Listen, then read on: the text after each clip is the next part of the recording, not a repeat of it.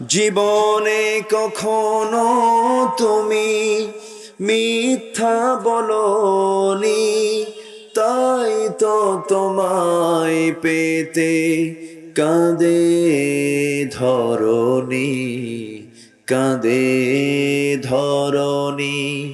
তোমারই মতো নেতা পেতে, তোমারই মতো নেতা পেতে পৃথিবী আকুল, হে রসুল, হে রসুল। বিসমিল্লাহির রহমানির রহিম। ইন্নামাল মুমিনুনা আল্লাযীনা আমানু বিল্লাহ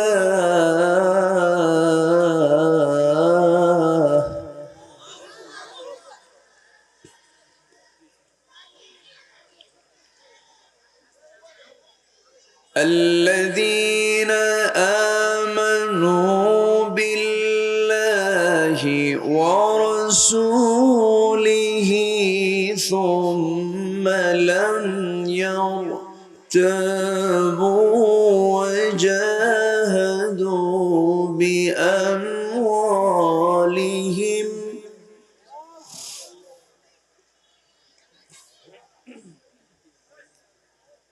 وجاهدوا بأموالهم وأنفسهم في سبيل الله.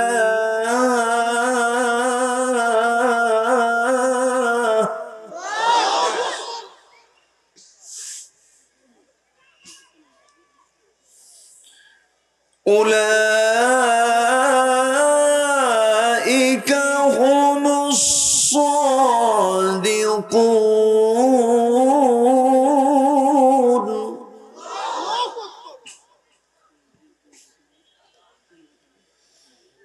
قل أتعلمون الله بدينكم والله يعلم ما في السماوات وما في الأرض.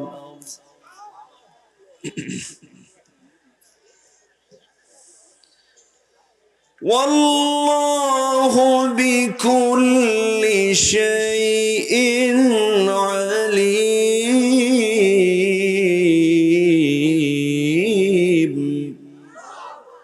সেই সূরা হুজুরাত থেকে আমরা কথা বলবো, জোরে বলি ইনশাআল্লাহ, জোরে বলি ইনশাআল্লাহ।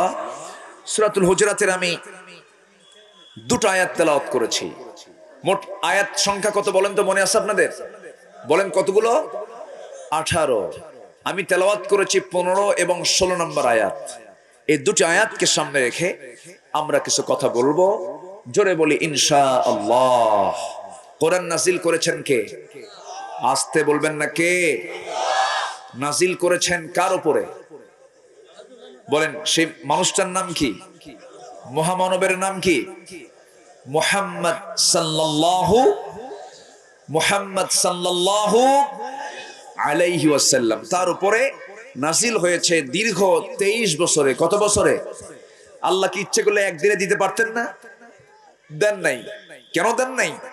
প্রয়োজনের পরিপ্রেক্ষিতে এটাকে বাস্তবভাবে সমাজে বাস্তবায়ন করার জন্য প্রয়োজনের পরিপ্রেক্ষিতে আল্লাহ পাক এই কোরআন নবীকে উপহার দিয়েছেন 23 বছরে।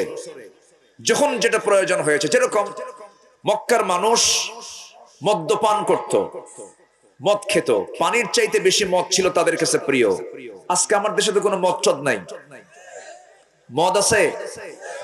হ্যাঁ, মদের দোকান কি সিরাজগঞ্জে আছে? আছে। মদের বোতল পাওয়া যায়? আচ্ছা, মদের বোতলও পাওয়া যায়, মদের দোকানদারও আছে এবং মদের কাস্টমারও আছে। এবং তাদের নাম কিন্তু নামের আগে মুহাম্মাদও আছে। নামের কি আছে? মুহাম্মাদও আছে এবং দোকানদারও মুহাম্মাদওয়ালা যে কাস্টমার সেও মোহাম্মদ তার নামের আগে আছে, এবং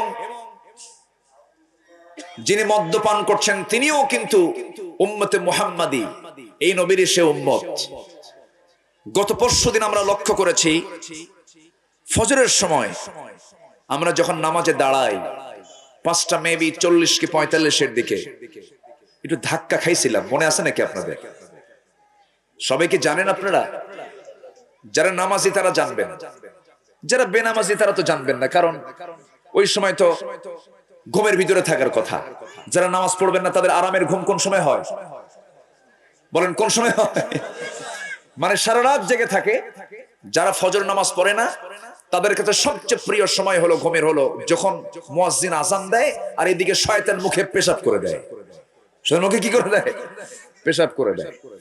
ঠিক সেই সময় আমি নামাজ শেষ করেছি, এমন সময় হঠাৎ করে দেখি যে আমার খাটটা নড়তেছে। ভাবলাম যে কেউ নড়াচ্ছে নাকি, কেউ কৌতুক করে নড়ায় নাকি। না, কিছুক্ষণ পর দিকে মাথাও ঘোরে, দেখি যে না, সত্যি ভূমিকম্প হচ্ছে। এই ভূমিকম্পের এই অবস্থায় আমি কিছু দোয়া পড়লাম, তবে সবচেয়ে বড় বিপদের দোয়া কিন্তু একটা, যে বিপদই থাকি না কেন বলবো আমরা লা ইলাহা ইল্লা আনতা সুবহানাকা ইন্নী কুনতু মিনাজ জালিমিন। এটা কমন, এটা বিপদের দোয়া। এই দোয়াটা কে পড়েছেন বলেন তো? কোন নবী? ইউনূস আলাইহিস সালাতু ওয়াস সালাম, তিনি এই দোয়াটা পড়েছেন। তিনি ছিলেন একটা মাছের পেটে, সম্পূর্ণ একাকী। ওই বিপদ থেকে কে বাঁচিয়েছেন? আল্লাহ বাঁচিয়েছেন। সে আল্লাহর কাছে আমরা যখন কোন এরকম বিপদে পড়বো এই দোয়া ইউনূস যদি পড়ে আল্লাহ পাক হেফাজত করবেন। কিন্তু এই যে ভূমিকম্পটা হলো, আগের যুগে যত জাতিকে ধ্বংস করা হয়েছে ম্যাক্সিমাম এই ভূমিকম্প দিয়ে এই শেষ রাতের এই অংশেই ঘুমন্ত অবস্থায় জাতিগুলোকে ধ্বংস করে দেওয়া হয়েছে। তাহলে একটা নাড়া যে আসলো, এই নাড়া কি আল্লাহর পক্ষ থেকে কোনো সতর্কতা নয়? এটা কি ওয়ার্নিং নয়? ওয়ার্নিং কিনা? নামাজের সময় নামাজিরা টের পেল, কিন্তু যে সমস্ত বেনামাজি এরা তো টের পেল না।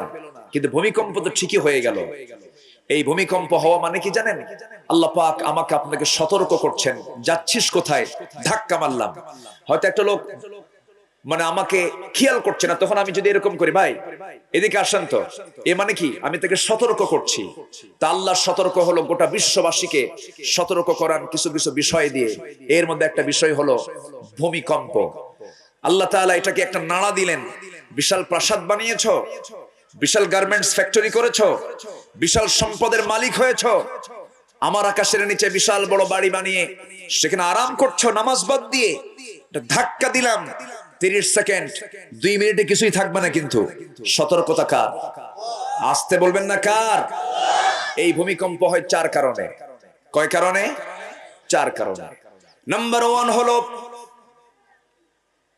যে সমাজে মদ বেশি চালু হয়ে যাবে, মদের প্রবণতা যে সমাজে বেড়ে যাবে, সেই সমাজে এই সমস্ত গজবগুলো চলে আসবে। কেউ ভাববেন না এই ভূমিকম্পটা হলো আল্লাহর পক্ষ থেকে রহমত না, আল্লাহর পক্ষ থেকে খাস গজব। এটা বান্দা মদ খাবি, আমি আল্লাহ ভূমিকম্প দিয়ে দেব। অথচ আল্লাহ রাব্বুল আলামিন এই মদকে 1500 বছর আগে নিষিদ্ধ করেছেন। এক সময় নয়, সময়ের প্রয়োজনের পরিপ্রেক্ষিতে সাহাবে কেরাম মদ্যপান করেছেন। কিন্তু যখন আয়াত নাজিল হয়ে গেছে চূড়ান্ত আকারে, সেই দিন থেকে মদের কাছে কেউ হাত দেন নাই, মদের ধারে পাশে কেউ যান নাই। পর্দার বিধান আজকে যেটা আছে, আমার নবীজির প্রাথমিক জিন্দেগিতে আম্মা জান খাদিজা যতদিন বেঁচে ছিলেন পর্দার নিয়মটা এমন ছিল না। কিন্তু পর্দার বিধান যখন চলে এসেছে, সমস্ত মহিলার পর্দার মধ্যে চলে আসছে। আল্লাহ যা হুকুম করেছেন সেই সময় থেকে মানতে হবে। আগে ছিল মদটা হালাল ছিল, হারাম ছিল না, তবে বৈধ ছিল না, চূড়ান্ত হারাম কিন্তু হয় নাই। আমার নবীর কাছে যখন আয়াত নাজিল হয় প্রথম আকারে, সেই সময় আল্লাহ তাআলা বললেন লা তাকরাবুস সালাতা ওয়া আনতুম সুকারা, তোমরা যখন নেশাগ্রস্ত অবস্থায় থাকবে সেই সময় তোমরা নামাজের নিকটে যাবে না। অর্থাৎ মদ খাওয়াটা পুরোপুরি হারাম হয় নাই সেই সময়। এটা কেন বলা হয়েছিল? সাইয়েদনা আলী কোন একটা বাড়িতে দাওয়াত খেতে গেলেন, দাওয়াত শেষে মদ্যপান করলেন। সাহাবী কিন্তু মদ খেয়েছেন। আবার ভাববেন হুজুর সাহাবী যেহেতু খাইছে আমরাও খাবো, ভুল বুঝবেন না, কিন্তু এটা একটা সময় ছিল। নামাজ শেষে নামাজের আগে খাবার শেষে মদ্যপান করে নামাজে দাঁড়ায় গেলেন।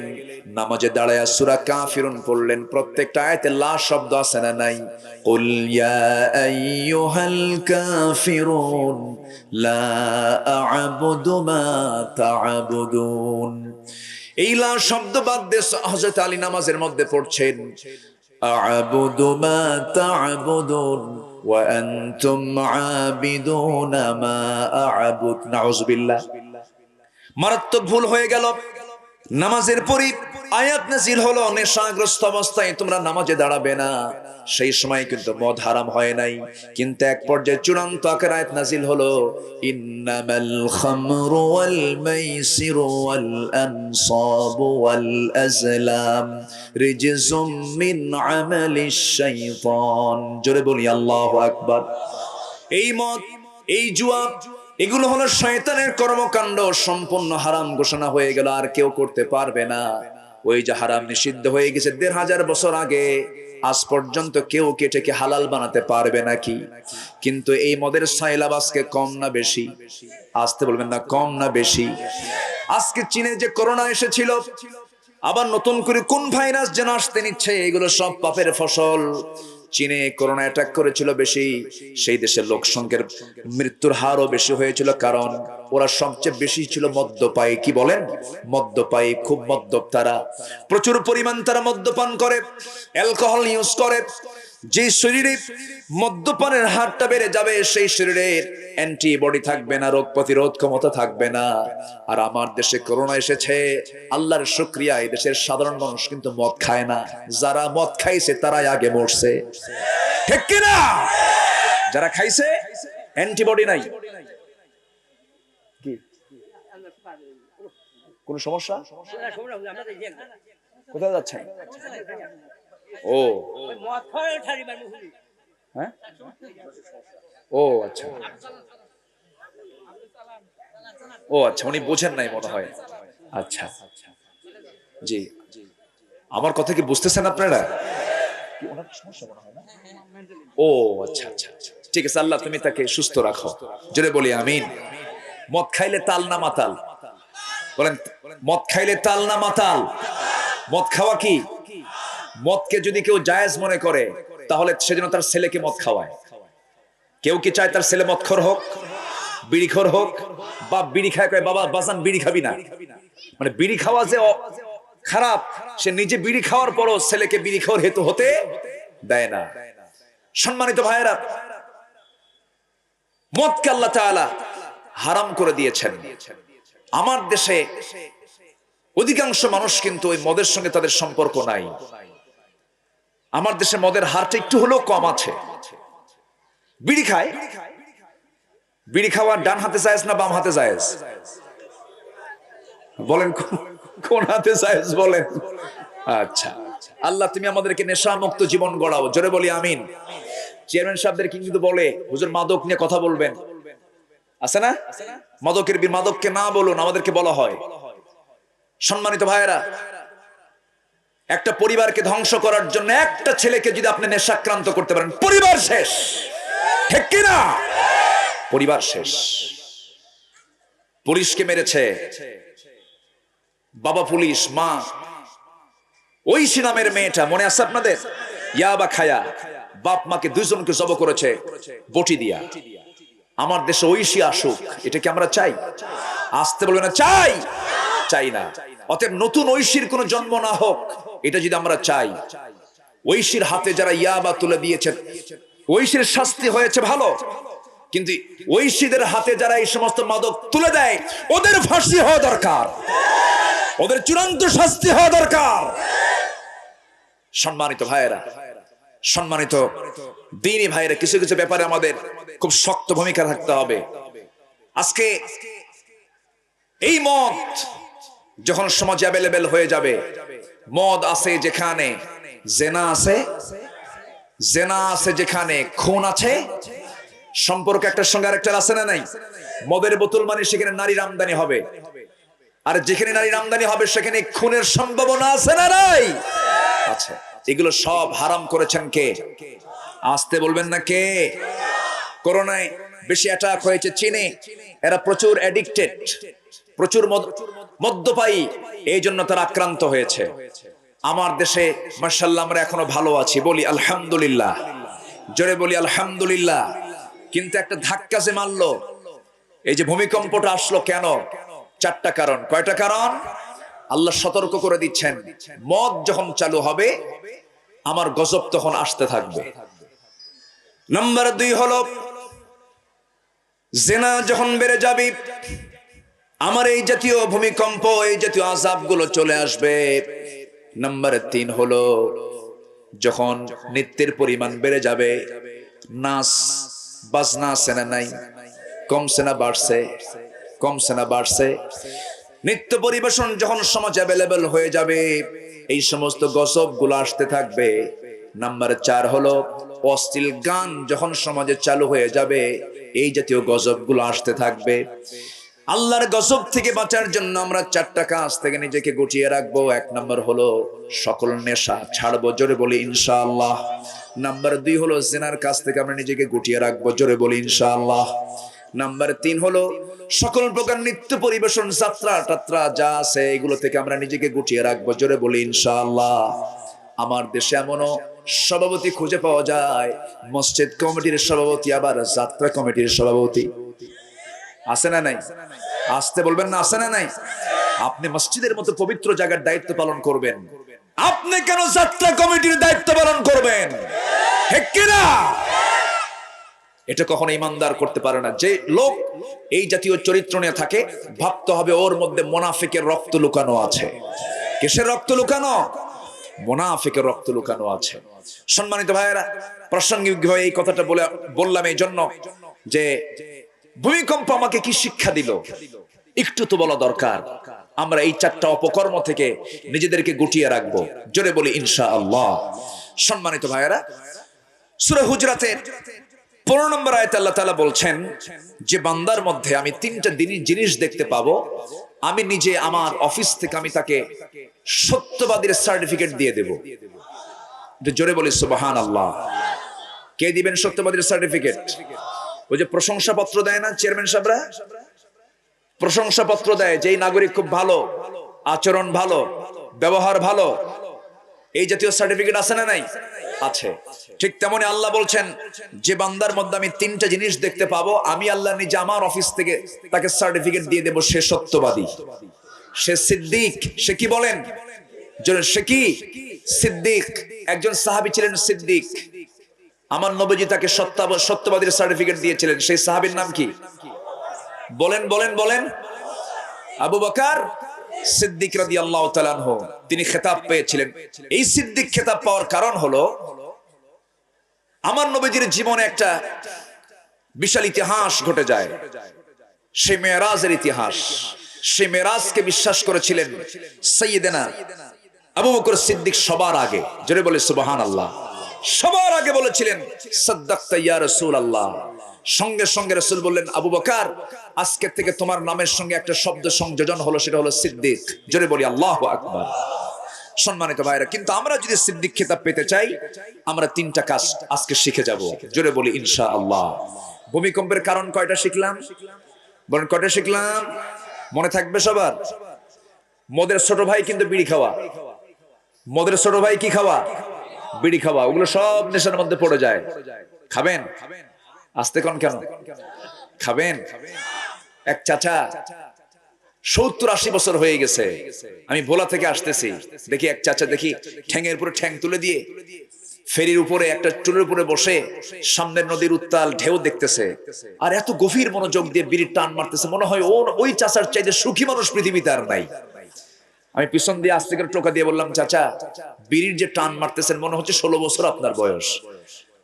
আপনি হে বিড়ি খাচ্ছেন, বাবা বুঝবা না, তুমি বুঝবা না এর মজা কি, তুমি তো খাও নাই। বিড়ি হলো উন্নতির সিঁড়ি। জোরে কোন নাউজুবিল্লাহ। বিড়ি কি উন্নতির সিঁড়ি না অবনতির সিঁড়ি? বিড়ি থেকেই ধীরে ধীরে গাজার দিকে যায়, গাজা থেকে মদের দিকে যায়। এগুলো সব চাচাতো ভাই, মামাতো ভাই, খালাতো ভাই, ঠিক কিনা? এগুলো নেশা আমরা ছাড়বো, জোরে বলি ইনশাআল্লাহ। এই 4টি কাজ আমরা ছেড়ে দেব। সম্মানিত ভাইয়েরা, ভিতরে খুব আওয়াজ হচ্ছে, তাই না? পোলাপান তো, বাচ্চারা খুব আওয়াজ করছে। আমরা সত্যবাদী হতে হলে তিনটি কাজ আমরা শিখে যাব। নাম্বার 1, আল্লাহ তাআলা বলছেন, ইন্নামাল মুমিনুনাল্লাযীনা আমানু বিল্লাহি ওয়া রাসূলিহি সুম্মা লাম ইয়ারতাবু ওয়া জাহাদু বিআমওয়ালিহিম ওয়া আনফুসিহিম ফি সাবিলিল্লাহ উলাইকা হুমুস সাদিকুন। জোরে বলি আল্লাহু আকবার। নিঃসন্দেহে মুমিন তো তারাই যে সমস্ত মুমিন বান্দারা তাদের জীবনের 1 নাম্বার গুণ অর্জন করবে, তারা ঈমান আনবে কার উপরে? আসতে বলবেন না, কার উপরে? আল্লাহর উপরে তারা ঈমান আনবে। ঈমান আনতে নিয়ে কোনো সন্দেহ করা যাবে? আল্লাহ আছেন না নাই? আসতে বলবেন না, আছেন না নাই? আমাদেরকে সৃষ্টি করেছেন কে? আমাদেরকে আমাদেরকে সুন্দর করে বানিয়েছেন কে? এই যে আমরা ঘড়ি আমরা পরে আছি, আমার যে ঘড়ি, এই ঘড়ি বানাইছে কে? আল্লাহ। কে বানাইছে? মানুষ বানাইছে। কিন্তু এই বানানো এক জিনিস, যে মাইকে কথা বলছি এই মাইকটা বানিয়েছে কে? মানুষ। কোম্পানি ঠিক আছে, মানুষ, কিন্তু বুদ্ধি দিয়েছেন কে? আসতে বলুন, বুদ্ধি দিয়েছেন কে? এই যে মোবাইলটা তৈরি করেছে কে? বুদ্ধি দিয়েছেন কে? আল্লাহ। এর মধ্যে কথা বলে কে? বান্দা নিজেই কথা বলে। কিন্তু বান্দা এই যে বানালো, সে বানাতে পারে, সেটা কি সুন্দর করে আমার আপনার সামনে ডিসপ্লে করতে পারে, কিন্তু আমি তাকে খালেক বলতে পারি না। মানুষ কখনো বানাতে পারে না। মূলত বানান কে? একজন কৃষক, সে চাষ করে, কিন্তু চাষ কি বান্দা করে না আল্লাহ করেন? মূলত চাষ কে করেন? আল্লাহ করেন। বান্দা শুধু জমিতে একটা ধান লাগায় আসি, একটা বেসন লাগায় আসে, এটাকে ধীরে ধীরে ম্যাচিউর করেন মাটির ফসফরাস, ক্যালসিয়াম সমস্ত কিছু দিয়া, ইউরিয়া দিয়া সমস্ত সারগুলোকে প্রসেস করে মাটিটাকে আল্লাহ রাব্বুল আলামিন সুন্দর করে ফার্টিলাইজ করে ধীরে ধীরে বড় করলেন। বড় করে এটাকে ম্যাচিউর করলেন। প্রথমে দুধের মতো হলো, ধানগুলোর ভিতরে দুধের মতো হয়ে থাকে। এরপরে ধীরে ধীরে পাকলো, ম্যাচিউর হলো, চাল আকারে দিলেন কে? আসতে বললেন না, কে? আল্লাহ তো উত্তম চাষী। আল্লাহ নিজে বলছেন, আনতুম তাজরাউনাহু আম নাহনুস সারিউন। বান্দা তুমি চাষ করো না, উত্তম চাষী হলাম আমি আল্লাহ রাব্বুল আলামিন। বান্দা কোনো কিছু সৃষ্টি করতে পারে না, শুধু সৃষ্টি নিয়ে নড়াচড়া করে। সৃষ্টি নিয়ে নড়াচড়া করে, শুধু নড়াচড়া করে, শুধু একটা প্রসেস করে দেয়। কিন্তু সমস্ত কিছু আল্লাহ বানান। পৃথিবীর কোনো মানুষকে একটা চাল বানাতে পারবে নাকি? এক ফোঁটা পানি বানাতে পারবে নাকি? দুনিয়ার বিভিন্ন গার্মেন্টস গুলো দেখেছেন, বড় বড় ফ্যাক্টরি গুলো দেখেছেন, সমস্ত ফ্যাক্টরিতে যা কিছু উৎপন্ন হয় অন্ধকারে হয় না আলোতে হয়? বলেন, অন্ধকারে হয় না আলোতে হয়? সবকিছুর জন্য আলো লাগে। আলো ছাড়া পৃথিবীর কোনো মানুষ কোথাও কোনো কিছু বানাতে পারে না। কিন্তু আল্লাহ আমাকে যে বানিয়েছেন, এমন একটা ফ্যাক্টরিতে রেখে দিয়েছেন 9টি মাস, যে ফ্যাক্টরির মধ্যে কোনো আলো নাই। সুবহানাল্লাহ বলবেন না? আমরা কার পেটে ছিলাম? আসতে বলো না, কার পেটে? আমার তো কোনো অস্তিত্ব ছিল না। হাল আতা আলাল ইনসানি হিনুম মিনাদ দাহরি লাম ইয়াকুন শাইআম মাযকুরা। তুমি কি সেই সময়ের কথা ভুলে গেছো? এমনটা দিন কি তোমার আসে নাই যে সময় তোমার কোনো উল্লেখযোগ্য কোনো পরিচয় ছিল না? সবেগে নির্গত এক ফোঁটা নাপাক পানির ভিতরে আমি আল্লাহ তোমাকে রেখে দিয়েছিলাম। এটাকে আমি ম্যাচিউর করেছি, জমাট করেছি, রক্ত বানিয়েছি, গোশত বানিয়েছি, হাড় বানাইছি, চামড়া দিয়া, প্যাকেট দিয়া এত সুন্দর করে বানায়া দিলাম। ওটাকে আলোর ভিতরে না অন্ধকারের মধ্যে? বলেন, খালি কি অন্ধকার না ঘন অন্ধকার, কালো নিকশ অন্ধকার আমি তোমাকে বানিয়েছি। পৃথিবীর সব ফ্যাক্টরিতে যারা বানায় আলোর দরকার হয়, আর আমি আল্লাহ এমন আল্লাহ তোকে বানাইছি অন্ধকারের ভিতরে। কিন্তু চোখ বানাতে ভুল করি নাই, কান বানাতে ভুল করি নাই, নাক বানাতে ভুল করি নাই, হাত বানাতে ভুল করি নাই, পা বানাতে ভুল করি নাই। তার প্রমাণ তোর নিজের বডির দিকে তাকা। একটু জোরে বলে সুবহানাল্লাহ, জোরে বলে সুবহানাল্লাহ। আমরা ঈমান আনবো কার দিকে? কার উপরে? আল্লাহর উপরে। আফসোস আমরা আল্লাহকে দূরে রাখতে চাই। আমি একটা কথা আজকে একটু স্পষ্ট ভাষায় বলতে চাই, একটু শোনেন, মনোযোগ দিয়ে শোনার চেষ্টা করবেন। এই পৃথিবীতে ইসলাম ছাড়াও আরো ধর্ম আছে না নাই? আসতে বলবেন না, আছে না নাই? আপনার কষ্ট হচ্ছে না তো? জি। গোটা পৃথিবীতে ইসলাম ছাড়া আরো ধর্ম আছে না নাই? আছে। হিন্দু ধর্ম আছে না? বৌদ্ধ ধর্ম আছে না? তারপর খ্রিস্টান ধর্ম আছে না? আছে। কোন ধর্ম মানুষকে ঠকাতে শেখায়, মিথ্যা বলতে শেখায়, চুরি করতে শেখায়? আচ্ছা, তাহলে পৃথিবীর মানুষ যত আছে প্রেজেন্ট ওয়ার্ল্ডে 700 থেকে 750 কোটি মানুষ, সবাই যদি ধর্ম দিয়ে জীবন চালাতো তাহলে চুরি থাকতো, নির্যাতন থাকতো, নিপীড়ন থাকতো, ধর্ষণ থাকতো, কিছুই থাকতো না। তাহলে এখান থেকে প্রমাণ হলো মানুষ অধিকাংশই ধর্মকে মানে। আসতে কোন কেন? আমরা ধর্মকে মানি, এটাই তো প্রমাণ, এটাই তো প্রমাণ। সম্মানিত ভাইয়েরা, তাহলে কি মানি আমরা? প্রশ্ন, তাহলে আমরা কি মানি? এই প্রশ্ন এখন আসতে পারে, তাহলে আমরা কি মানি? আজকে আমরা নিজস্ব ধর্মকে, পৃথিবীর সকল ধর্মের মানুষ নিজের ধর্মকে বেঁকে রেখে আমাদের সবার জীবনের সবচেয়ে বড় ধর্ম হয়ে গেছে রাজনৈতিক দল। আসতে বলবেন না, জোরে বলুন ঠিক কিনা? সবচেয়ে বড়। হিন্দু তার হিন্দুত্ব ছাড়বে, বৌদ্ধ তার বৌদ্ধত্ব ছাড়বে, খ্রিস্টান তার খ্রিস্টানি ছাড়বে, মুসলমান তার ইসলামকে ছাড়বে, দল ছাড়বে না। আসতে বলেন কেন? তাছাড়া মুখ থেকে এমন জাতীয় কথা কেন বের হবে? ইসলাম থাকবে না, ইসলাম এখানে থাকবে, এখানে থাকবে না, ওখানে ছিল, ওখানে থাকবে না, ছিল, এখন থাকবে না। ইসলাম তোর বাপের না, ঠিক কিনা? ইসলাম ছিল, আছে, থাকবে। সেই ইসলামের জন্য জানমাল কুরবান দিতে রাজি আছো কারা কারা? হাত উঁচু করে দেখাও।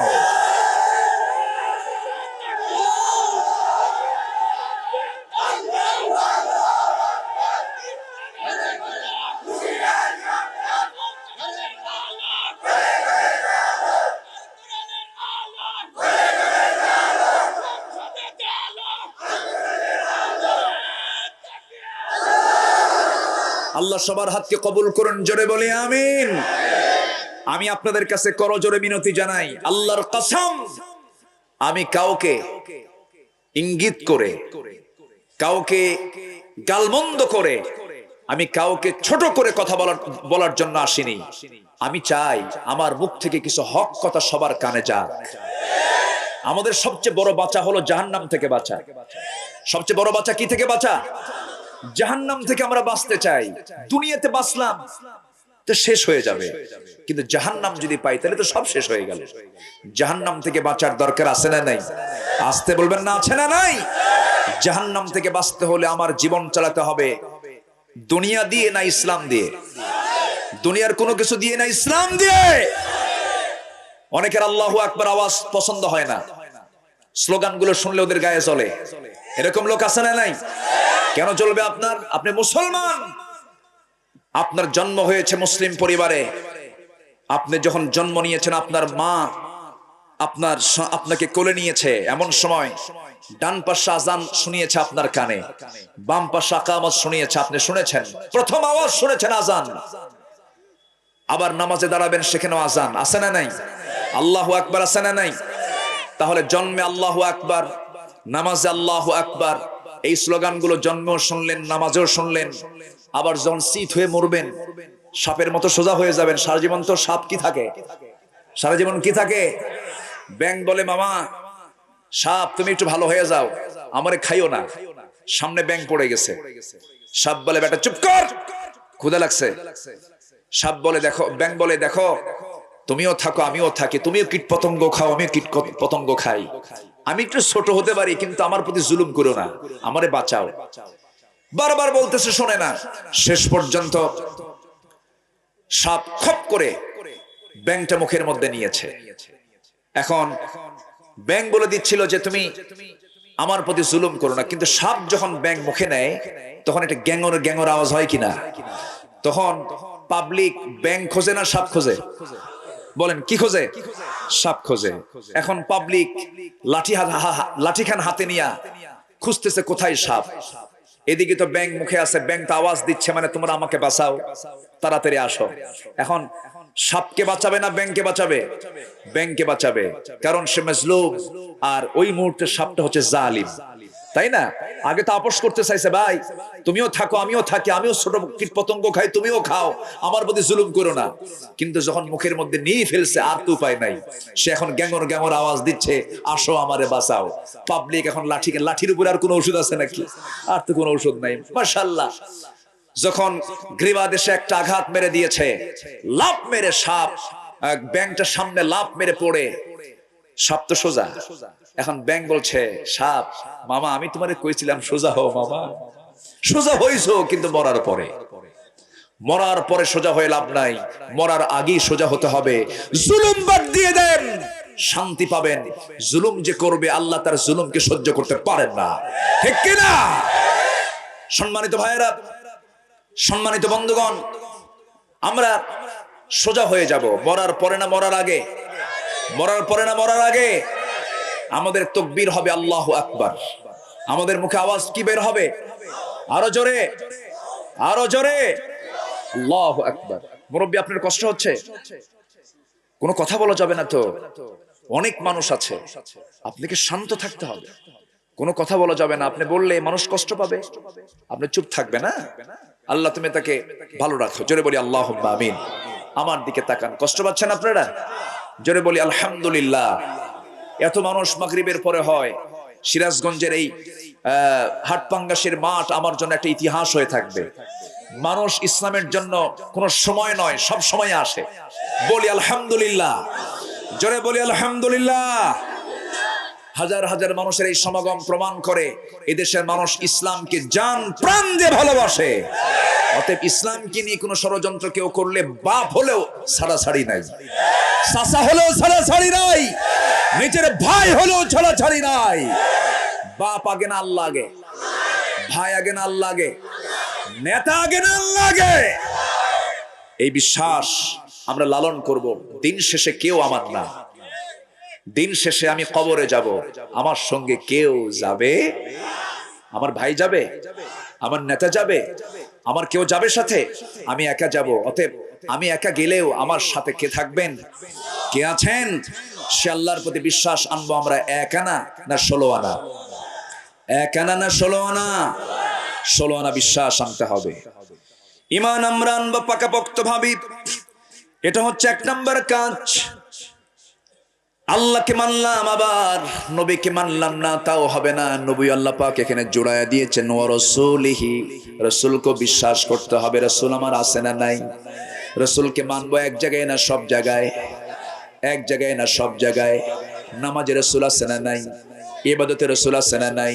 সাল্লু কামা রাআইতুমুনি উসাল্লি, তোমরা তেমন করে নামাজ পড়ো যেমন করে আমি রাসূল। তাকুমুর রাসূল ফাখুযুহু ওয়া মা নাহাকুম আনহু ফান্তাহু, রাসূল জানিয়ে এসেছেন তা তোমরা গ্রহণ করো, যা তিনি বারণ করেছেন তা তোমরা নিজের জীবন থেকে মাইনাস করে দাও। কার কথা? আল্লাহর কথা। আল্লাহ বলছেন শুধু আমাকেই মানলে হবে না, রাসূলকে মানতে হবে। আল্লাহকে সরাসরি কোনো বান্দা পাবে না, আল্লাহকে পেতে হলে একটা ভায়া লাগবে, মাধ্যম লাগবে, তিনি হচ্ছেন মুহাম্মদ সাল্লাল্লাহু আলাইহি ওয়াসাল্লাম।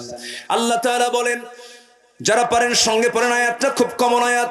কুল ইন কুনতুম তুহিব্বুনাল্লাহা ফাত্তাবিউনি ইউহিব্বুকুমুল্লাহ ওয়া ইয়াগফির লাকুম যুনুবাকুম ওয়াল্লাহু গফুরুর রহিম। কি মুহাম্মদ से वफा तूने तू हम तेरे है, ए जहाँ चीज है किया लौह कलम तेरे है। मुहम्मद के যদি ভালোবাসো, ভালোবাসা পাবে আমার। লৌহ কলম লুফিবে তোমরা, মাটির পৃথিবীর সেকন ছাড়, দুনিয়াও পাবে আখিরাতও পেয়ে যাবে। রাসূল বলেন, ও আমার সাহাবীরা, আমি তোমাদেরকে একটা পরামর্শ দিয়ে যাচ্ছি, একটা বিষয় জানিয়ে যাচ্ছি। আমি রাসূল দুনিয়া থেকে বিদায় হয়ে যাব, কাল হাসরের ময়দানে তোমরা যদি আমাকে কোথাও না পাও, আমাকে তিনটা জায়গায় তালাশ করবে। কয় জায়গায়? তো বলেন, তিন জায়গায় তোমরা আমাকে তালাশ করবে। নাম্বার ওয়ান হলো তোমরা আমাকে খুঁজবে মিজানের পাল্লায়, মিজানের পাল্লায় যদি না পাও আমাকে খুঁজবে তোমরা পুলসিরাতে, পুলসিরাতেও যদি না পাও। নাম্বার তিন, খুঁজবে তোমরা আমাকে হাউজে কাউসারে, হাউজে কাউসারে আমার সঙ্গে তোমার যদি সাক্ষাৎ হয়ে যায়, আমি রাসূল নিজে আমার বরকতি হাতে হাউজে কাউসার থেকে, ওই হাউজে কাউসার থেকে পানি তুলে নিয়ে আমি তোমাকে পান করাবো। দুজন মিলে একসঙ্গে জান্নাতের মধ্যে ঢুকে যাব। জোরে বলি সুবহানাল্লাহ। অতএব নবীর প্রয়োজন আছে না নাই? আসতে বলবেন না, আছে না নাই? মৃত্যুর পরে বহু স্টেশন আছে। মৃত্যুর পরপরই এক নম্বর স্টেশন হলো বারজাখ। এক নম্বর স্টেশন কি? বারজাখ, কবর। কবর হলো এক নম্বর স্টেশন। নম্বর সেকেন্ড স্টেশন হলো কিয়ামত যখন শুরু হয়ে যাবে। মিজান, পুলসিরাত, হাউজে কাউসার, এই সমস্ত জায়গায় আমার নবীকে দরকার আছে না নাই? দুনিয়ার জিন্দেগিতে তোমার যদি নবী কি চলতে না প্রয়োজন হয়, নবী তোমার যদি আদর্শ না হয়, নবী তোমার যদি মডেল না হয়, ওই সমস্ত মঞ্জিলগুলোতে, ওই সমস্ত স্টেশনগুলোতে নবীর সঙ্গে তোমার সাক্ষাৎ হবে না। এই জন্য নবীর সঙ্গে আখিরাতের জিন্দেগিতে প্রত্যেকটা স্টেশনে সাক্ষাৎ হবার জন্য দুনিয়ার সমস্ত কাজে নবীকে অবশ্যই প্রয়োজন আছে না নাই? নবীজি কেমন করে খেতেন, কেমন করে ঘুমাতেন, নবীজি কি করতেন, নবীজি কেমন করে চলতেন, নবীজি কেমন করে ব্যবসা করতেন, নবীজি কি দল করতেন, সেই দলটাও আমারই করতে হবে। ঠিক কি না? সবকিছুতে যদি রাসূলকে প্রাধান্য দিতে পারি, আল্লাহর ভালোবাসা আমরা পেয়ে যাব। আল্লাহ বলছেন, বান্দারে আমি তোকে সিদ্দিক খেতাব দেব কয়টা আমল করলে? বলেন, আসতে বলবেন না, কয়টা আমল করলে? বলছি কয় নাম্বার? ভূমিকম্পের কারণ কয়টা বলেছি। এইদিকে সূরা হুজরাতের মধ্যে শিক্ষা কয়টা মনে আছে আপনাদের? কয়টা বলেন? অনেকে যারা প্রথমে এসেছেন তারা তো ওয়াজ বুঝবেন।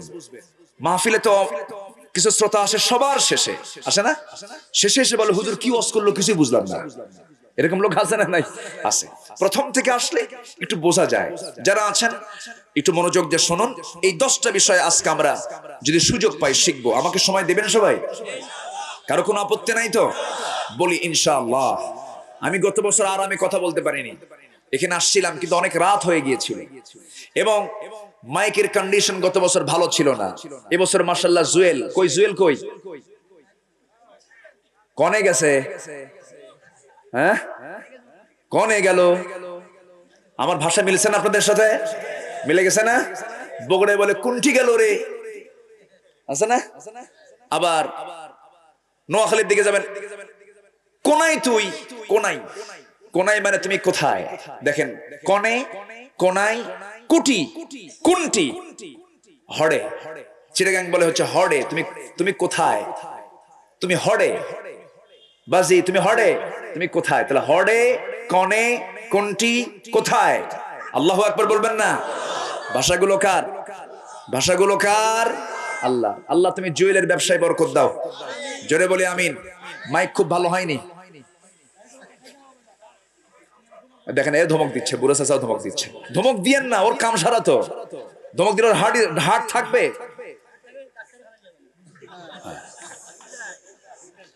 যে আপনি চুপ থাকেন, হ্যাঁ আপনি একটু দূরে থাকেন, ওই যে অনেকে দেখতে পাচ্ছে না, একটু এই দেখুন, এই দেখুন, এই দিক, হ্যাঁ ব্যাস। চাচা খুব ভালো মানুষ, বলেন আলহামদুলিল্লাহ। জি খুব ভালো, আলহামদুলিল্লাহ। আমার দিকে তাকান, কষ্ট পাচ্ছেন আপনারা?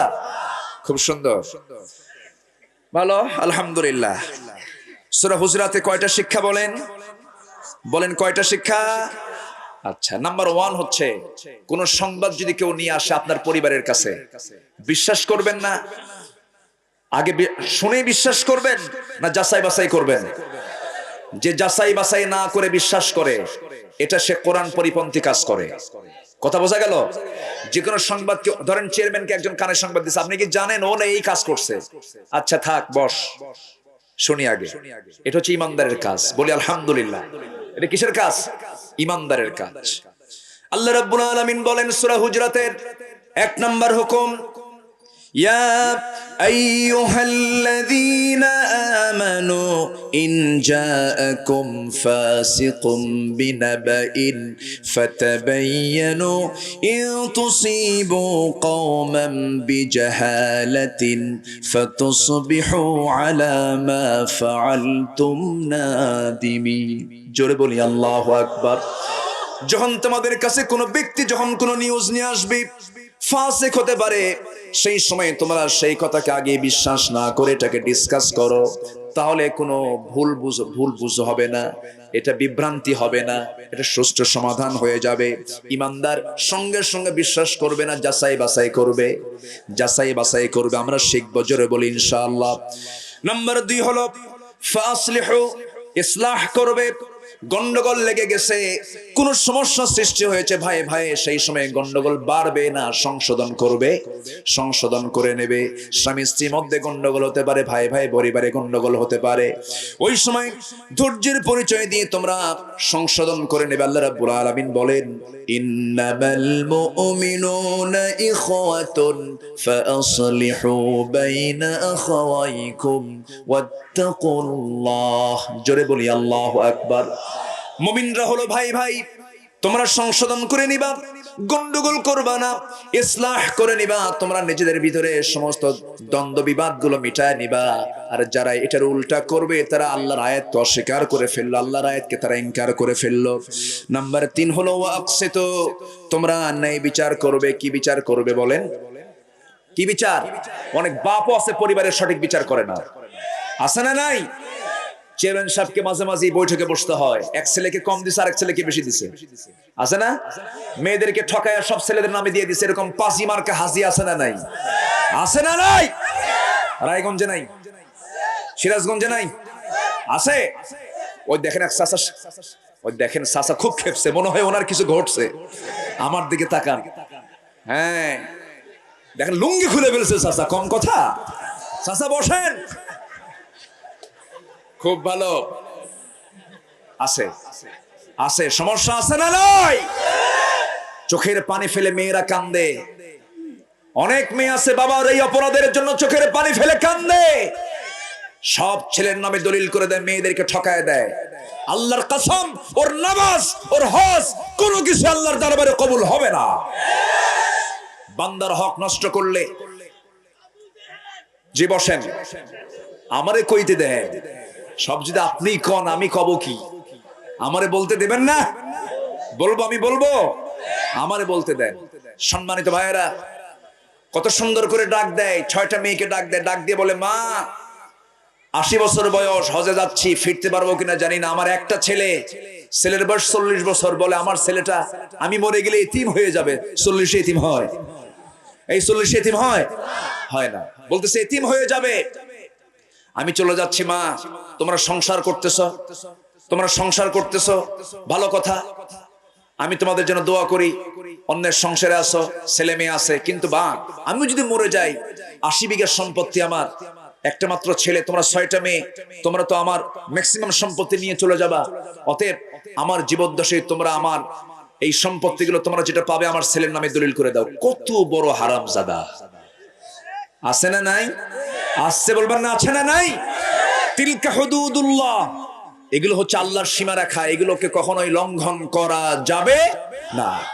ইমানদার যদি হতে চান তাহলে মিরাজকে কখনো লঙ্ঘন করা যাবে না, মিরাজকে কখনো অমান্য করা যাবে না, এটাকে টিকে রাখবো। জোরে বলি ইনশাআল্লাহ। ওয়াকসিতু, ন্যায় বিচার করতে হবে। আমার দেশে এমন বিচারপতি বিচারকও আছে, অনেক মাতব্বর আছে, টাকা খায়া রায় অন্যদিকে দেয়, আছে না নাই? সমাজ ভালো হবে? সমাজ ভালো হবে? হবে না। অনেক কথা, সময় তো অল্প, তাছাড়া সময় যদি আজকে বেশি পেতাম মন খুলে কিছু কথা বলতে পারতাম। বলবো, আলোচনা করব, চালাবো, জোরে বলি ইনশাআল্লাহ। আসতে যে দেরি করেন আপনারা, আমি দিয়েছি মাগরিব পর, আসছেন এসার সময়, এ থামেন, আবার টাইমও দিয়ে দেয়, দেখছেন? বলি আলহামদুলিল্লাহ। কোন সূরা বলেন তো? হুজুরাতে আদব আছে না নাই? গলার আওয়াজ কি ছোট হবে না বড় হবে? ছোট হবে। সব আছে সূরা হুজুরাতের মধ্যে। বলি আল্লাহু আকবার।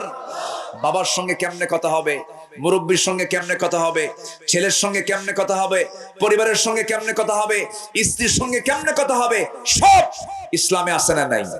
আছে। আমার নবীজি স্ত্রীদের সঙ্গে কত সুন্দর মিষ্টি মিষ্টি কথা বলতেন। সাইয়েদনা মুহাম্মদ সাল্লাল্লাহু। গন্ডগোল লাগবে কেন? গন্ডগোল লাগার তো প্রশ্নই আসে না। আপনি স্ত্রীকে ডেইলি সকাল সন্ধ্যা সালাম দিবেন, আপনাকে সে সেজদা দিবে। আল্লাহু আকবার বলেন। আবার আমি বলতেছি না যে সেজদা দিতে, তা না, মানে আপনাকে সে সম্মান করবে। বউ ভালো করার বুদ্ধি যে স্বামী পায় না, ও স্বামী হয় নাই। কথা কি বোঝা গেল? মেয়েদের একটা ঔষধ, সেটা হচ্ছে মেয়েরা খুব প্রশংসা প্রিয়। মেয়েদেরকে শুধু একটু প্রশংসা করবেন। বউ যদি একটু কালো হয় বলবেন তুমি আমার চোখে পূর্ণিমা রাতের চাঁদের চেয়েও চকচকা। দেখবেন আয়নার সামনে 14 বার মুখ দেখবে আর বলবে না আমার স্বামী ঠিক কইছে। কি কথা কি বোঝা গেল? বেশি করে প্রশংসা করবেন, দেখবেন কখনো গন্ডগোল লাগবে না। রান্না যদি ঝালে শেষ হয়, ঝালে যদি শেষও হয়ে যান, তবুও বলবেন না খাওয়া যাচ্ছে না, না খুব মজা। কথা বোঝেন নাই? রান্না নিয়ে কোনো কমেন্ট করবেন না। এক বেচারা মাসলা শুনে গেছে যে বইয়ের রান্নার প্রশংসা করতে হয়, সারা জীবন সে বইয়ের রান্নার দুর্নাম করছে। রাতের বেলা খাইতে বসে সেই দিন বউ আর নিজের তরকারি রান্না বান্না করে নাই, পাশের বাড়ির তরকারি রান্না করে সে বাড়ি থেকে ভাড়া করে আনছে, মানে জাস্ট নিয়ে আসে না, নিয়ে এসে সামনে দিছে। ওয়াজ শুনে আসছে টাটকা, বলতেছে শোনো তোমার রান্না যে এত সুন্দর হয়েছে আজকে। বউ খেপে অস্থির, সারা জীবন প্রশংসা নাই, আজকে ওই মর্জিনার মাও রানছে তোমার রান্না সুন্দর হয়েছে না। কি কথা কি বোঝা গেল? তো যাই হোক, বইয়ের রান্না নিয়ে কোনো বাজে মন্তব্য করবেন না। যদি কোনো ভুল হয় বলবেন তোমার রান্না সুন্দর, তুমি এটা যোগ করো। সালাম দিবেন আগে, মিষ্টি মুখে কথা বলবেন, দেখবেন সব রোগ সেরে গেছে। আলহামদুলিল্লাহ বলেন, জোরে বলি আলহামদুলিল্লাহ। আমার নবীজির সঙ্গে কোন স্ত্রী কখনো গন্ডগোল হয়নি। আমার নবীজি দেখেন, এক স্ত্রী না 4 স্ত্রী একদিন আমার নবীর সামনে এসে বসে বলতেছে, হুজুর আপনি আমাদের 4 জনের মধ্যে কাকে বেশি ভালোবাসেন? রাসূল বললেন, আমি কাকে বেশি ভালোবাসি এটা নিয়ে তো আমাকে হিসাব করতে হবে, আমি কালকে সকালে বলবো, যাও। সব পাঠায় দিচ্ছেন। সন্ধ্যার সময় 8টা খেজুর নিলেন। কয়টা খেজুর? 8টা খেজুর। 4 স্ত্রীর জন্য কয়টা করে হয়? 2টা করে। 2টা করে খেজুর প্যাকেট করে আম্মা জান আয়েশার ঘরে 2টা খেজুর নিয়ে বলছেন, আয়েশা আমি তোমাকে 2টা খেজুর দিয়ে গেলাম, আর লুকায় লুকায় তোমাকে বলে যাচ্ছি আমি তোমাকে দারুণ ভালোবাসি, কিন্তু খেজুর যে দিলাম অন্য কোনো বইয়ের কানে যেন না যায়। ঠিক আছে, কাউকে বলবো না। দ্বিতীয় স্ত্রীকেও 2টা দিয়ে বললেন একই কথা। তৃতীয় স্ত্রীর ঘরে গিয়ে একই কথা বললেন। চতুর্থ স্ত্রীর ঘরে গিয়ে একই কথা বললেন। আমার নবীজি রাতের ডিউটি পালন করে সকালবেলা বসে আছেন দরবারে। 4 জন স্ত্রী একসঙ্গে খুব হাসি খুশি, কারণ সবাই কয়টা খেজুর পাইছে? 2টা। কেউ কাউকে বলেও না। আমার নবীর সামনে হাজির হয়ে বলছে, হুজুর আপনি কাকে বেশি ভালোবাসেন? দেখেন ও বলে আমি, ও বলে আমি, আপনি বলে দেন। আমার নবীজি মুস্কি হাসি মেরে বললেন, আমি তাকেই সবচেয়ে বেশি ভালোবাসি যাকে আমি গত রাত্রিতে লুকোচুরি করে 2টা খেজুর গোপনে গোপনে দিয়ে আসছি। সব খুশি, সুবহানাল্লাহ বলবেন না? সব খুশি। এই তো বিশ্ব নবী মুহাম্মদ সাল্লাল্লাহু আলাইহি ওয়াসাল্লাম। পরিবারকে এমন করে সাজাবো আমরা। জোরে বলি ইনশাআল্লাহ, জোরে বলি ইনশাআল্লাহ। ছেলে কথা শুনবে না কেন? অবশ্যই ছেলে কথা শুনবে। সুন্দর করে বুঝাবেন। বাচ্চারা কেন কথা শুনবে না? অবশ্যই শুনবে তারা। সুন্দর করে টিচ দেন। সে খুব খেলে, খুব খেলতেছে, খেলা ছাড়ে না। বাবা খেলবি, তুই বিকেল থেকে মাগরিব পর্যন্ত খেলবি, তুই এই সময় এই পড়াটা পড়, খেলা চলবে না, এই জাতীয় কথা বলে আপনি খেলা বন্ধ করতে পারবেন না। চকলেট খায় বাচ্চারা, খায় না? চকলেট খায় না? এটা বন্ধ করবেন কি চকলেট বন্ধ কইরা? না, চকলেট খাও বাবা, এই যে এই চকলেটটা আমি তোমাকে কিনে দিলাম, এটা খাবা, এটা খেলে পরে তোমাকে আমি এটা দেব। ভালো একটা জিনিস এনকারেজ করবেন তাকে।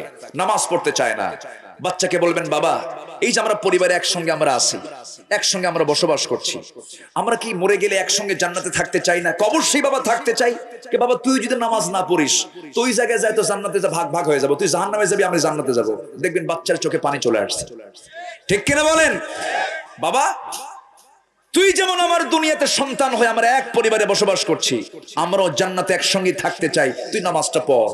দেখবেন যে ছেলে এই বাবার একটা নসিহতে সারা জীবন আর নামাজ ছাড়বে না। আল্লাহ আমাদের পরিবারকে ইসলামের জন্য কবুল করে নাও। জোরে বলি আমিন, আরো জোরে আমিন। নাম্বার 5 হলো, নাম্বার 4 হলো লা ইয়াসখার। আমরা উপহাস করব না, কালোকে কালো বলবো না, লম্বাকে লম্বা বলবো না, কানাকে কানা বলবো না। কানাকে অনেকে দেড়ে বেটেরি কয়, আছে না, এরকম আছে না, এক চোখ কান আরেক চোখ নাই, কি কয় দেড় ব্যাটারি। কিন্তু দেড় ব্যাটারি কি ওর নিজে করছে না আল্লাহ বানায় দিছে? তা আপনি যে দেড় ব্যাটারি বললেন, কোরআনের একটা হুকুমকে আপনি অমান্য করে ফেললেন। লা ইয়াসখার, উপহাস করে কাউকে ডেকো না, সুন্দর নামে তাকে ডাকো। সুবহানাল্লাহ, ইসলাম কত সুন্দর, কত সুন্দর ইসলাম, আল্লাহু আকবার। অনেক অন্ধ মানুষের সম্মান আছে না নাই? অনেক অন্ধ মানুষ দুনিয়াতে গোটা পৃথিবী জোড়া জনপ্রিয়তা আছে না নাই? আছে। অনেক অন্ধ মানুষ ইতিহাসে বিখ্যাত হয়ে আছেন। একজন বিখ্যাত ব্যক্তি ছিলেন যিনি অন্ধ ছিলেন, পরবর্তীতে তিনি চোখ ফিরিয়ে পেয়েছেন, ইমাম বুখারী রাহমাতুল্লাহ আলাইহি। তিনি অন্ধ ছিলেন, পরে তিনি চোখ ফিরিয়ে পেয়েছেন, আলহামদুলিল্লাহ বলেন। তাও মায়ের দোয়া। কার দোয়া? আসতে কবেন না, কার দোয়া? মায়ের দোয়া। কাউকে আমরা উপহাস করে ডাকবো না, বাটুকে বাটু বলবো না, কালোকে কালো বলবো না। বউটা একটু কালো হয়েছে, মনটা খারাপ, এরকম আছে না নাই বলেন তো? বউ কালো, 3 দিন পর, বিয়ের 3 দিন পরে বলে, হাই রে আমার কপাল খারাপ রে, আমি কি বউ বিয়ে করলাম, সুমনের বউ এত সুন্দর। দেখেন নজর গেছে সুমনের বউয়ের দিকে। আচ্ছা, কারো যদি অন্য বউয়ের দিকে নজর যায়, ওকে যদি আপনি রাজ রানীও এনে দেন, ওর কি নজর ঠিক থাকবে? ওর চরিত্র ঠিক থাকবে? আপনার চরিত্রকে সুন্দর রাখতে হলে পরের বউয়ের দিকে নজর না দিয়া কার বউয়ের দিকে নজর দিতে হবে? নিজের বউয়ের দিকে। জোরে বলি ইনশাআল্লাহ। এখন যুবকরা চিন্তায় আছে, হুজুর আমাদের তো বউ নাই, এখন আমরা বিয়ের আগ পর্যন্ত কার দিকে তাকাবো? এরকম মানে ডিউটি মারা যুবক আছে না নাই? আসতে কোন কেন? এরা ডিউটি করে কোথায় জানেন? গার্লস স্কুলের সামনে। কোন স্কুলের সামনে? গার্লস স্কুলের সামনে যায়া 3 ঘন্টা 4 ঘন্টা ধরে বসে থাকে। যখন বের হয়ে আসলো, বের হয়ে আসার সঙ্গে সঙ্গেই পিছন থেকে আস্তে আস্তে গিয়ে বলে, সুইটি সুইটি, কে তুমি আমারে ডাকো কেন? কে দেখো 3 দিন হলে খাই না। দেখছেন কি? 3 দিন হলে খায় না। এরকম ডিউটি মারা কিছু যুবক আছে না নাই? আসতে বলবেন না, আছে না নাই? প্রেম বিয়ের আগে না বিয়ের পরে? আসতে কোন কেন? প্রেম হয় বিয়ের আগে না বিয়ের পরে? এখন প্রেম কখন হয়? এখন প্রেম কখন হয়? বিয়ের আগে। বিয়ের আগে প্রেম কইরা পরে বিয়ে শাদী হওয়ার পরে আর তো প্রেম খুঁজে পায় না, তখন কিলাকিলি। তখন কি শুরু হয়? এই নোংরামি মধ্য দিয়ে যে সমস্ত বিয়ে অনুষ্ঠিত হয়, এরপরে কেউ কাউকে মানে না। ছেলে বলে, তুই আমারে মানিস না কেন? মানবো কেমনে? তোর চরিত্র ভালো রে। আছে না নাই বলেন তো? এ ওকে দোষারোপ করে, ওকে দোষারোপ করে। যুবকরা, বিবাহ পূর্ব কোনো নোংরামি করা যাবে না। এখন তো মেয়ে ছেলেকে তুলে নিয়ে যা বিয়ে করায়, এরকম রেকর্ড আছে না নাই? কোথায় যেন দেখলাম, কোন অনলাইনে দেখলাম, মেয়ে ছেলেকে জোরপূর্বক তুলে নিয়ে গেছে, নিয়ে যে কাজী অফিসে বসায় বলে, হারামজাদা বিয়ে কর। ছেলে কয় কেন? ফাঁকি দিছিস বহু, তুই তো ফাঁকি দিয়ে যাবি, এর আগেও 3-4টা করছিস, আমারও তুই ফাঁকি দিবি, আমি সেই মেয়ে না, আমার বিয়ে কর। কেন? আমার তো সাক্ষী নাই। তোর তো প্রেম করতে কোনো সাক্ষী লাগে নাই, আজকে তুই বিয়ে কর। কি সাক্ষী কই? আকাশ সাক্ষী। 2 নম্বর সাক্ষী কই? বটগাছ সাক্ষী। তুই কবুল আবুল। কি কথা কি বোঝা গেল? এই সমস্ত নোংরামি গুলো বন্ধ করার জন্য পারিবারিক শাসনের দরকার আছে না নাই? আসতে বলবেন না, আছে না নাই? পৃথিবীতে 3 কালো ছিল ফেমাস। কয় কালো? 3 কালো। এর মধ্যে একটা কালো হলো, একজন কালো হলো সেই যুবক, যে যুবক বিয়ের জন্য পাগল, বিয়ের জন্য অস্থির। নবীর সামনে এসে বলছেন, ইয়া রাসূলুল্লাহ, যৌবন আছে, চরিত্র নষ্ট করতে চাই না, আমাকে বিয়ে দেন। রাসূল বলেন, বিয়ে করবা? হ্যাঁ। কে বিয়ে করো না কেন? হুজুর বহু মেয়ে দেখি, আমাকে কেউ পছন্দ করে না। রাসূল বলেন, তোমার বিয়ে হবে, যাও, আমি তোমার বিয়ের দায়িত্ব নিলাম, এই মদিনার সবচেয়ে সুন্দরী নারীর সঙ্গে তোমার বিয়ে হয়ে যাবে, যাও। খুব খুশি, হুজুর বিয়ে করাচ্ছেন। যুবকরা, তোমার যদি বিয়ের প্রয়োজন হয়, নোংরামি করো না, বাপকে আস্তে করে বসায় বুঝায় বলবা, বাবা বিয়ে করাও। বাপরা বুঝবে, বুঝবে না? বুঝবে না? চরিত্র নষ্ট করবা না। চরিত্র একটা সম্পদ, ইনটেক্ট থাকবা। কি থাকবা? ইনটেক্ট। তোমার স্ত্রীর সামনে বলতে পারবে, আমি একজন চরিত্রবান ছেলে। তোমার সন্তান জগতের শ্রেষ্ঠ আলেম হবে, তোমার সন্তান আল্লাহওয়ালা হবে, তোমার সন্তান ভালো হবে, বুজুর্গ হবে। এজন্য তোমার বাপ মাকে বলে ফেলবে। সাহাবী একদম মুখ খুলে বলে ফেললেন। রাসূল বলেন, আচ্ছা বিয়ে করাবো, যাও। কে? মদিনার সুন্দরী মেয়েটা তোমার জন্য। হুজুর আমি আর বলতে পারবো না, বহু মেয়ে দেখছে কেউ পছন্দ করেন, আমি কালো কুলো মানুষ, আপনি একটা দলিল করে দেন। রাসূল বলেন ঠিক আছে, দলিল করে দিলাম, যাও। একটা চিঠি প্রস্তুত করে দেওয়া হলো, মেয়ের বাপকে গিয়ে বললেন, এই মেয়ের বাপ ইবনে ওহাব, এই যে চিঠি পড়ো, তাড়াতাড়ি বিয়ে করো। জোরে কোন সুবহানাল্লাহ, তাড়াতাড়ি বিয়ের ব্যবস্থা করাও। চিঠিখানা পেয়ে মেয়ের বাপ খুব খুশি হয়ে বললেন ঠিক আছে, রাসূল যেহেতু পাঠিয়েছেন বিয়ে হয়ে যাবে, যাও। সঙ্গে সঙ্গে মেয়ের কাছে গিয়ে বলেন, মা একটা চিঠি পাঠাইছে রাসূল, আমি তো প্রস্তুত আছি, আমি তোমাকে ওই ছেলের সঙ্গে বিয়ে দেবো, কিন্তু ছেলে কিন্তু কালো। মেয়েকে বলার দরকার আছে না নাই? পছন্দের দরকার আছে না নাই? রুচির বিষয় আছে না নাই? কিন্তু ওই সাহাবীর মেয়ে যে বাবার বিরুদ্ধে যাবে না এটা তো নিশ্চিত। কিন্তু এখনকার বাপরা কি নিশ্চিত মেয়ে বাবার কথা শুনবে 100%? নিশ্চিত আছে না।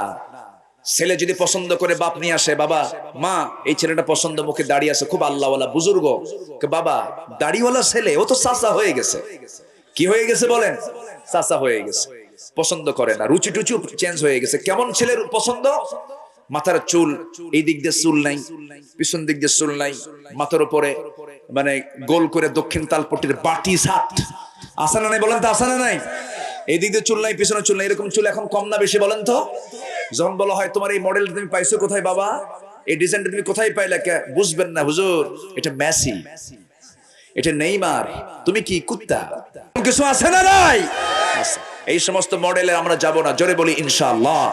যুবক তোমার মডেল হবে মুহাম্মদ সাল্লাল্লাহু আলাইহি ওয়াসাল্লাম। কালো সাহাবী রাসূল বিয়ে করায় দিলেন, মেয়ে পছন্দ হলো, মেয়ের বাপও পছন্দ করেছে। সাহাবী দৌড় মেরে এসে নবীর কাছে এসে বলে, হুজুর সব পছন্দ, আজকে সবাই রাজি হয়ে গেছে, আপনি আমারে বিয়ে দেন। বিয়ে করার জন্য যুবকের আগ্রহের দরকার আছে না নাই? আজকের যুবকরা আগ্রহ দেখায় না, কারণ জানেন নিজের বউ লাগে না তো, পরের বউ তো এমনি পাওয়া যায়। যেরকম নাউজুবিল্লাহ, এই পরকিয়াগুলো আছে না নাই? এই পরকিয়া করতে গিয়ে অনেক নারী তার মেয়েকে হত্যা করেছে, এই পরকিয়া করতে গিয়ে অনেক ছেলে, অনেক বাবা তার সন্তানকে হত্যা করেছে। এটার জন্য সমাজ ব্যবস্থাও কিন্তু দায়ী, ঠিক কিনা? আমরা পরিবারকে সতর্ক রাখবো, মোবাইল সবার হাতে দিবেন না, সবার হাতে মোবাইল দেওয়া যাবে না। যে মোবাইল চালাতে পারে না তাকে মোবাইল দিবেন না। যার চরিত্রে লুজ তার মোবাইল ব্যবহার করা যাবে? সব ওষুধ কি সবাই খেতে পারে? খেতে পারে না। এগুলো খেয়াল করার চেষ্টা করবেন। আমি আজকে পারিবারিক আলোচনাগুলো করতেছি তো এইজন্য এগুলো বলে দিচ্ছি। আমার নবীজি বললেন, সাহাবী বিয়ে করবা, টাকা আছে? হুজুর টাকা পাবো কোথায়? টাকার দায়িত্ব আমারে দিলে জীবনে বিয়ে হবে না। রাসূল বলেন, তাহলে তুমি বিয়ে করবা কেমনে? হুজুর সব দায়িত্ব আপনি নিলেন, আপনি টাকা দেন, আমি বিয়ে করি। জোরে কোন সুবহানাল্লাহ। আমার নবীজি কি কঠিন ছিলেন না উদার ছিলেন? নবীজি বললেন, শোনো আমার কাছে তো টাকা পয়সা নাই, সব তো খরচ করে ফেলছি, দেখি আমার ধনী জামাই একটা আছে। কে বলেন? কে? ওসমান, এদিকে আসো তো, এই যে বেটা বিয়ে করবে, 200 দিরহাম দাও, দিলাম। আরেকজনকে বলেন 200 দিরহাম দাও, দিলাম। 400 দিরহাম হাতের মধ্যে দিয়ে বলেন, যাও বাজার করে আনো, কালকে বিয়ে হবে। বাজার করতে গেছেন খুব আনন্দ চিত্তে, বাজার শুরু করেছেন, অর্ধেক বাজার হয়ে যাচ্ছে, এমন সময় একজন সাহাবী বলছেন, ও সাদ আল আসওয়াদ সুলাইমি, বাজার করতেছো বিয়ের, তুমি কি জানো যুদ্ধের ডাক কিন্তু চলে এসেছে, জিহাদের ডাক এসেছে, কি করবা? সঙ্গে সঙ্গে সাদ মনে মনে চিন্তা করলেন, জীবনে বিয়ের পিড়িতে বারবার বসতে পারবো, কিন্তু জিহাদের ডাক আমার কানে আসছে, আমি তো এই জিহাদের ডাক আমার কানে নাও আসতে পারে, আর জীবনে চান্স ছাড়বো না। বিয়ের বাজার বন্ধ করে জিহাদের বাজার শুরু করে দিলেন, ঘোড়া কিনলেন, তরবারি কিনলেন, যুদ্ধে শামিল হয়ে গেলেন, শাহাদত বরণ করলেন সাদ। নবীর কানে সংবাদ গেল, হুজুর সাদ তো দুনিয়া থেকে বিদায় নিয়েছে। কোন সাদ? যে সাদের বিয়ের কথা গতকালকে ছিল, আপনি তার ঘটক। আমার নবীজি দূর মেরে তার সামনে এগিয়ে দাঁড়ায়, দেখেন মস্তকটা ছিটকে পড়ে আছে, মাথার চুলগুলো রক্তাক্ত হয়ে পড়ে আছে, হাত কাটা পা কাটা। সাদকে দেখে নবীজি কাঁদেন, আবার মুস্কে মুস্কে হাসেন, আবার কাঁদেন, মুস্কে মুস্কে হাসেন। সঙ্গে সঙ্গে সাহাবীরা বলছেন, ইয়া রাসূলুল্লাহ, আপনি তেমন কখনো করেন না, এর কারণটা কি? রাসূল সঙ্গে সঙ্গে বললেন, ও সাহাবীরা, আমি কাঁদতেছি এজন্য সব দায়িত্ব আমি নিলাম, কিন্তু সাদ বিয়ে করতে পারলো না, এই জন্য কান্দি। আর হাসতেছি এই জন্য আমার সাদের জন্য জান্নাতের হুররা তাকে টানাটানি করে বেহেশতের দিকে নিয়ে যেতেছে। আমার নবীজি নামাজে দাঁড়ায় গেলেন, জানাজা পড়ায় দিলেন সাহাবীর। জানাজার পরে বলছেন, সাহাবীরা, আমার সাদের জন্য যে ঘোড়া, যে তরবারি ঘোড়া দিয়ে যুদ্ধ করেছে আমার সাদ, সেই ঘোড়া তরবারি আমাকে দেওয়া হলো। মক্কার সুন্দরী মেয়েটা যার সঙ্গে বিয়ের কথা ছিল তাকে নিয়ে আসা হলো। সঙ্গে সঙ্গে রাসূল বলেন, ও হুরে মদিনার সুন্দরী মেয়েটা, শোনো, আজকে আমার সাদ কালো হলেও আমার কাছে খুব পছন্দের সাহাবী ছিল। আমার সাদের সঙ্গে তোমার বিয়ে হলে পরে তোমার ভাগ্য খুলে যেত। তবে হ্যাঁ, বিয়ে যদিও না হয়েছে, কিন্তু আমার সাদ দুনিয়াতে বিয়ে করতে না পারলেও, বিয়ের বাজার না করতে পারলেও সে জান্নাতের বাজার করে গেছে। জোরে কোন সুবহানাল্লাহ। এই ঘোড়া আর এই তরবারি আমি তার স্মৃতি ধরে রাখার জন্য আমি তোমাকে দিয়ে দিলাম। আমার ভাইরা, আমার মায়েরা, যারা আমার আলোচনাগুলো শুনছেন, সব ক্ষেত্রে আমরা প্রাধান্য দেব কার ভালোবাসা? আসতে বলবেন না, কার ভালোবাসা? আল্লাহ আমার বউটা কালো দিয়েছেন, মন খারাপ করব না। আল্লাহ আমার স্বামীটা কালো দিয়েছেন, মন খারাপ করব না। সব বাইরেরটা না ভিতরেরটা দরকার? বাহির দরকার না ভিতর দরকার? আমার ভিতরটা সুন্দর করব, জোরে বলি ইনশাআল্লাহ। আরো জোরে বলি ইনশাআল্লাহ। সূরা হুজরাতে কয় শিক্ষা? আসতে বলেন, কয় শিক্ষা? 10 শিক্ষা। নাম্বার 5 হলো ওই যে উপহাসের ব্যাপারে আল্লাহ পাক মানা করেছেন, সেটা হচ্ছে নারীকে উপহাস করবে না। ওয়ালা নিসাআম মিন নিসাইন। নাম্বার 6 হলো ওয়ালা তুলমিজু, অপমান করবে না। কিছু লোক আছে, অনেকগুলো লোকের মধ্যে একজনকে অপমান করে, আছে না নাই? একটা মানুষকে অপমান করা মানে আল্লাহর একটা বান্দাকে আপনি অপমান করছেন, আল্লাহর সৃষ্টিকে অপমান করছেন না। না, বরঞ্চ আপনি একটা লোকের দোষকে গোপন করবেন, আল্লাহ আপনার দোষকে কিয়ামতে গোপন করে দিবেন। জোরে বলে সুবহানাল্লাহ। হয়তো কোথাও কোনো দুষ্টমি করতেছে কেউ, আপনি একা দেখে ফেলেছেন, আপনি দেখলেন, ঠিক আছে ভাই, আমি কাউকে বলবো না। আল্লাহ বলবেন, আমিও তোর দোষগুলো কাউকে বলবো না। একটু আসতে বলেন সুবহানাল্লাহ। এখন কি তা করে না, আরো ভিডিও করে অকাম কোকাম গুলো ফেসবুকে দিয়ে বলে, দেখো কি কীর্তি। বেটা, তুমি আজকে গোপন করলা না, তোমার যেমন অপকীর্তি হবে না তার কি গ্যারান্টি আছে নাকি? তুমি একজনকে আড়াল করে দিবা, আরেকজন তোমাকে আড়াল করে দেবে, পৃথিবীতে বিপর্যয় হবে না। কারণ আর কিছু অপকর্ম আছে যারা প্রকাশ্যেই করে, এমন লোক আছে না নাই? এমনি প্রমাণ হয়ে যাবে। কারণ জেনার শাস্তি দেওয়ার জন্য সাক্ষী লাগবে কয়জন? বলেন, কয়জন সাক্ষী লাগে? 4 জন। কেন? যে লোকটা আড়ালে জেনার কাজ তো করতেইছে না, বরং 4 জন 5 জন লোকের সামনে প্রকাশ্যে করছে, ও হচ্ছে সমাজের ফিতনা সৃষ্টিকারী। ঠিক কি না? এইজন্য আল্লাহ পাক সবকিছুকে লেবেল করে দিয়েছেন। নাম্বার 7 হলো ওয়ালা তানাবাজু, তোমরা কি করবে না? একে অপরের প্রতি দোষারোপ করবে না, অপমান করবে না, দোষারোপ করবে না। নাম্বার 8 হলো কুধারণা করবে না। হয়তো কোথাও একটা মানুষ বসে আছে, আমার নবীজি একদিন এটা নারীর দিকে তাকায় হাসতেছেন। সাহাবীরা ভাবতেছেন, রাসূল একটা নারীর দিকে তাকায় হাসেন, এটা কেমন কথা? একজন বলেই ফেললেন, ইয়া রাসূলুল্লাহ, আপনি নারীর দিকে তাকায় হাসলেন কেন? কে দেখো, আমি নারীর দিকে তাকাইনি। সামনে একটা গরু ছিল, গরুর মাথায় শিং ছিল, শিংয়ের উপরে মালাকুল মউত আজরাইল বসে আছে, জান কবজ করবে, শিং দিয়ে ঘুতা মারবে, জান কবজ হয়ে যাবে। আমি মালাকুল মউতকে দেখে হাসতেছিলাম। তাহলে এই ধারণাটা কি সঠিক ছিল না ব্যাঠিক ছিল? সাহাবীরা যে বললেন, হুজুর আপনি মেয়ের দিকে চাই আছেন কেন? রাসূল কি মেয়ের দিকে চেয়েছিলেন? না। তাহলে যে কোনো বিষয়ে আমরা যখন কোনো অনুমান করব, খারাপ না ভালো, ভালোটা অনুমান করব, তাহলে আর কোনো গন্ডগোল হবে না। ইজতানিবু কাসীরাম মিনাজ যান্নি ক্বালা ইয়াকুম ফিয-যান্নি ফাইনায-যান্না আকযাবুল হাদিস। একটা হাদিস এটা এসেছে। আচ্ছা, ওয়ালা তাজাসসু, তোমরা কি করবে না? চগলখড়ি করবে না, গোপনীয় কথা আরেক জায়গায় দেবে না, এখানকার কথা আরেক জায়গায় লাগাবে না। এরকম তাজাসসুস করা লোক আছে না নাই? আসতে বলবেন না, আছে না নাই? আর এই লোকগুলো হলো সমাজের সবচাইতে নিকৃষ্ট মানুষ। ঠিক কি না? আমি মনে করি পায়খানা যত নিকৃষ্ট, এটার চেয়েও নিকৃষ্ট হলো এই সমস্ত চগলখড়রা। আছে না নাই? ইমানদার এগুলো কাজ করবে না।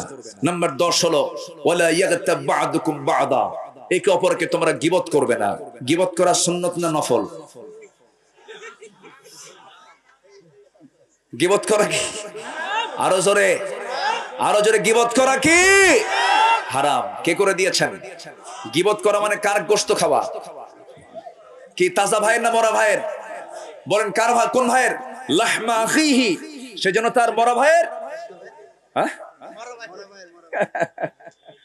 আচ্ছা, তাহলে ভাইয়ের গোশত যদি কেউ খেতে চান, মরা ভাইয়ের, তাহলে গীবত করতে পারেন। কার কথা বলেন তো? কার কথা এগুলো?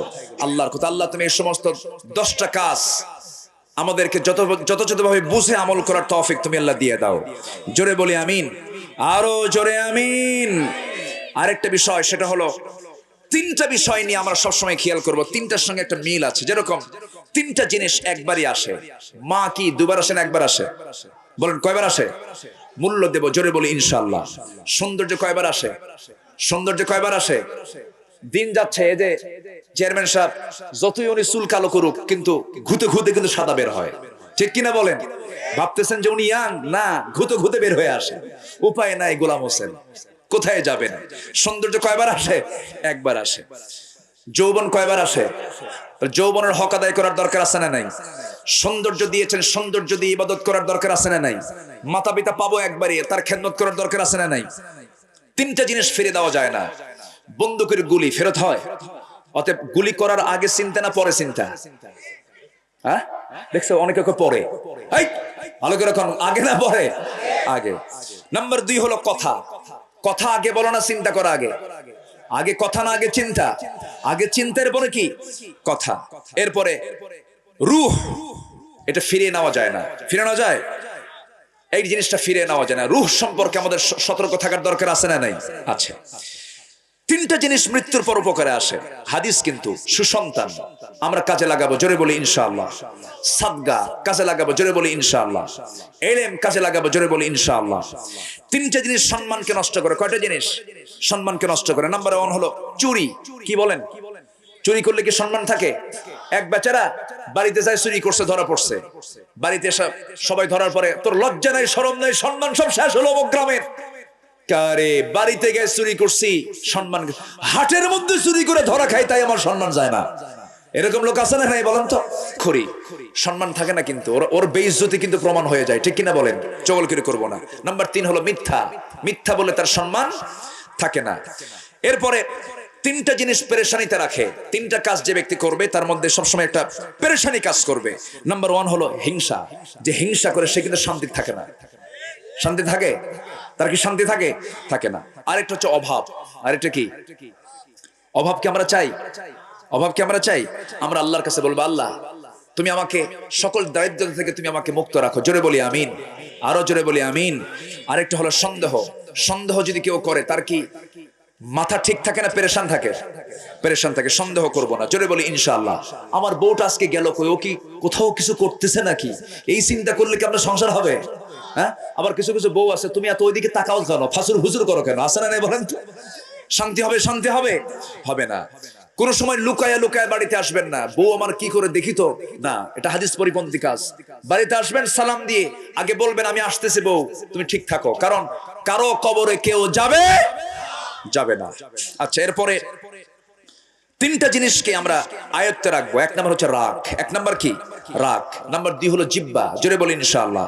নাম্বার 3 হলো অন্তর, আমরা নিয়ন্ত্রণ করব, জোরে বলি ইনশাআল্লাহ।